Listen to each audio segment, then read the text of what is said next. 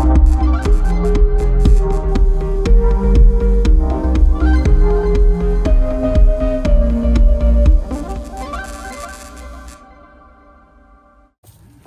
is up, everybody, and welcome back to another episode of Down the Fairway. Today I got a special treat for you guys. I have who I think is the best putter on the planet. His name is Matt Bell. Statistically, he is top 3 in every single category, which includes the Circle 1 and Circle 2. We don't quite have the statistics for outside of that, but I'm sure you're pretty high in that category as well. And I'm just going to ask him for his number 1 tip to give to you guys on putting in general. And then I'm gonna go into a couple other details, try to pull some more information out of them to give you guys the most tips that we could possibly give. Okay. I'd say with my number 1 tip right now, because it changes, but currently what I really like to focus on is making sure I'm not coming up too high out of the power zone. So keeping it a little closer to the body, because once you go past that comfortable zone, that's when you tend to pull it and miss it to the right. So that's helped me a lot on this past tour, concentrating on getting it started a little earlier so I can let go of it sooner and negate missing to the right and pulling it to the right. And it really comes in handy when you get the adrenaline going and you might be playing hot and you'll hit the band. This will help with that, keep it concentrated on the line. Okay, so one of the things that I really focus on teaching my students is release point. Release point is everything to me.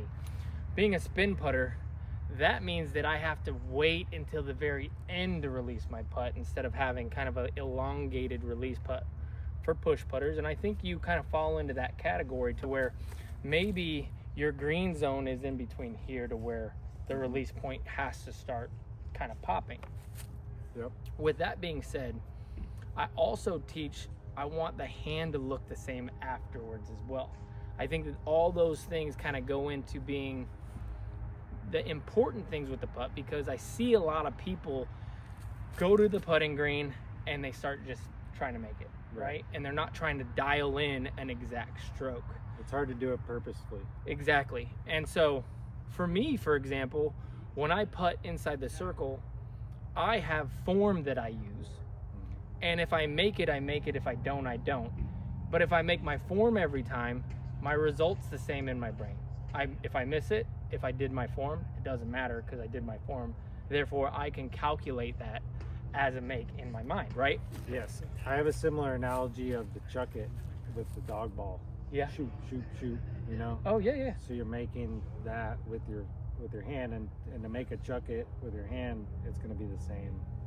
Oh, that makes a lot of after. sense, right? Shoot. So you're trying to get the feeling the same every single time as well as just the form. My putt's very much more feel than form. But Yeah, go into that. What does it feel like? Because I think one of the things that people overlook, especially with putting, is they want to see it and they want it to not have wobble and come out on the right line and all those things. But one thing that people don't really go into detail is where it sits in your hand and that getting the same feeling at the release point, right? Yeah. Like, for example, we just played a skins match. I made a putt and the feel was awful. The fact that it went in was a miracle because it didn't feel right. Right. I caught on one of my fingers or something and it just came out a little sus. Mm-hmm. And so I also focus on, okay, how does this feel like? And does it feel the same every single time? What's something they can do to kind of hone in on the feeling of the putt? Is it pressure? Is it making sure your fingers do the same thing? There's a lot of things I think that are left out in putting clinics and tips that I think that the masses need to know. Absolutely. And I think the way I've been looking at it is to go back to your zone that you have of putting. I look at it as even smaller. When I'm inside 25 feet, I think of that zone as about a 2-inch zone. And show them. 2-inch up and forward, about right here. Show them your release. So everything to get there is just how I naturally want to set up my body to be stable and be able to get the disc to that point. That's when I want to let it go. Anything past that is just style. And so I think much like the power pocket of driving, you have that for putting. That's great. once you get it past that point, whether you're going forward to it or up to it, once you get past that point is when you can tend to pull it to the right. Sure. And that was my tip. Part of the tip was talking about that. So. Okay, perfect. And then what about the feel? What does it feel like to you? I know that's Yeah. tough because you do it so naturally, but when it pops out of your hand, are you like out of your hand? Are you like, okay, hit my zone, or are you like, that felt good too? The feel I attain for is, you know, I line up that power pocket with where I want to hit, and I'm trying to negate.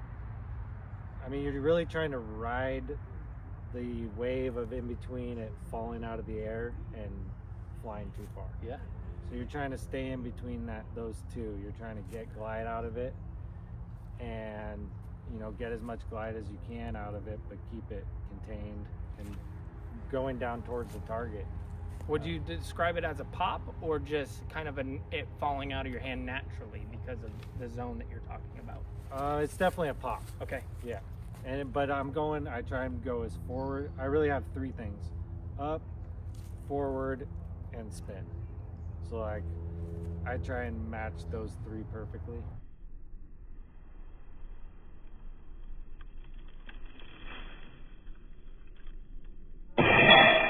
But the feeling I'm going for is being able to just set it in there, and I'm not focusing on the line out there.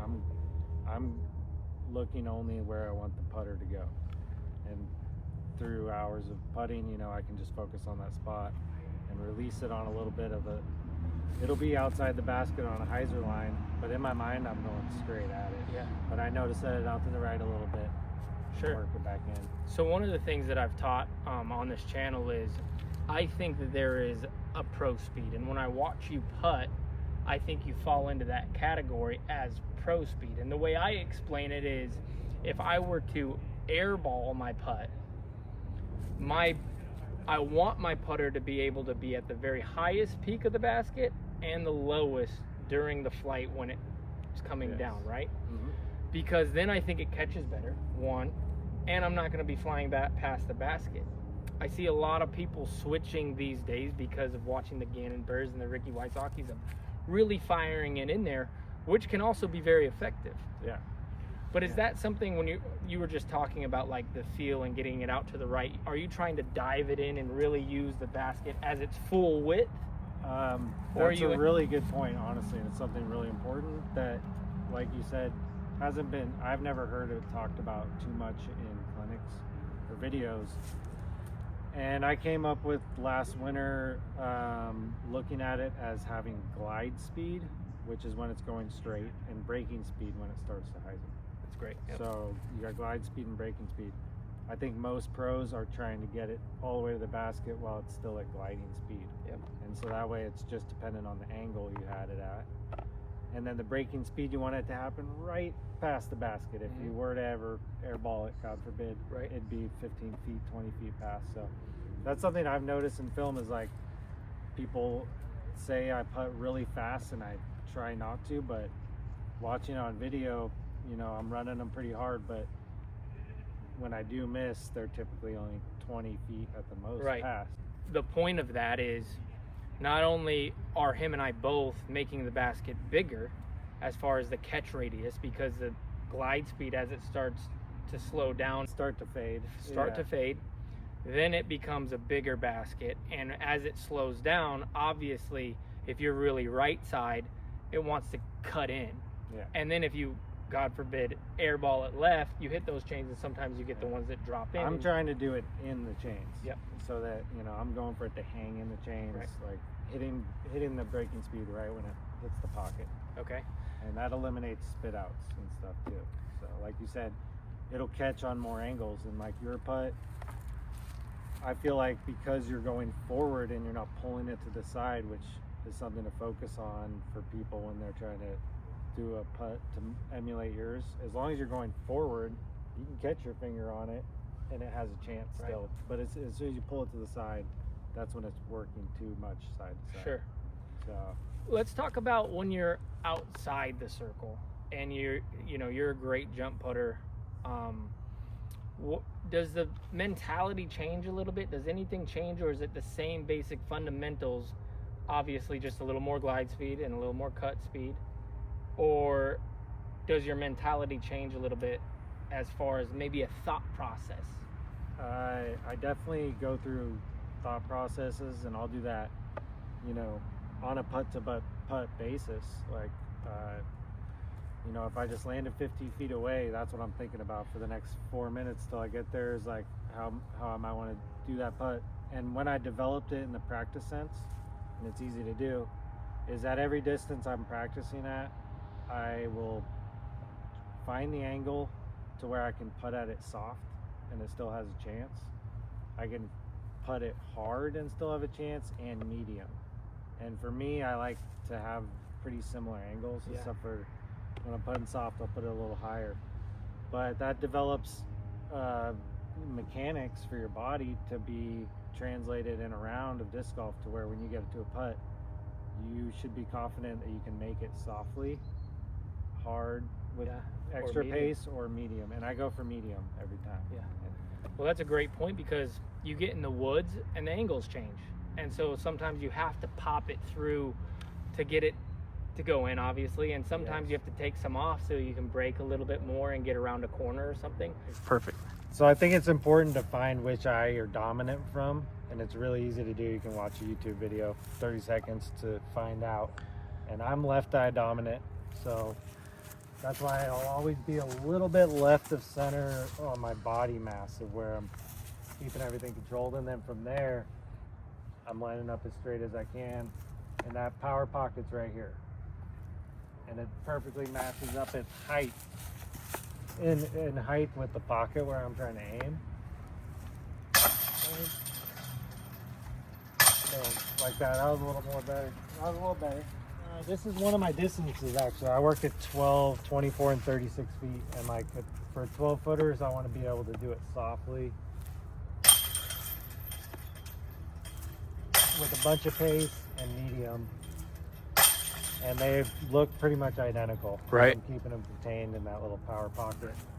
And I feel like as long as you're going towards the basket or on the line of play, without pulling it to the side, it's got a good chance to go in every time. I always focused on that first crease going on the line, and I've, you know, putted with beadless and beaded, it doesn't matter for me, but these are the two money makers. So I try to have equal pressure from the thumb on top of that to balance those two, top and bottom, because I'm going for top and bottom balance. My pinky's stacked with this one, and that one's out in the middle to balance the flight plate. And then I actually learned this from Feldberg a long time ago, which was getting the meat of your thumb on top of the disc. Okay. Because that's where you get your accuracy from, is your thumb. And the meat up here balances these two pinching at the back and the front. Try to have equal pressure all the way through. And I pretty much like the Chuck It toy, but underhand. Try to just line that up and just ever so slightly open my hand enough with a little bit of wrist flexion to try to contain it down the line. Perfect. Man, I love it. I think that's going to be enough. They got a lot of great information, and I want to thank you for coming onto the channel to give that knowledge. Remember to like and subscribe, and we'll see you next time down the fairway. Oh, let's do it again. No. It's something I do on the channel every time. Nobody knows. Got me. So Down the fairway. Down the fairway. There we go. So you want to throw further. Okay, here's the plan. Step 1, join the Power Disc Golf Academy. Step 2, watch Holland Hanley's lessons on how to properly select discs that are appropriate for your skill level. Step 3, watch Paul Ulibarri's X-Step lessons to help you build a solid foundation for generating power. Step 4, watch Simon Lazat's lessons on upper body mechanics to make sure you're giving the disc the best opportunity for distance. Step 5, watch Ezra Aderhold's max distance lessons to build your most powerful swing. Step 6, use our fieldwork drills to dial it all in. And the last step, go out and crush your personal best distance record. Ready? Go.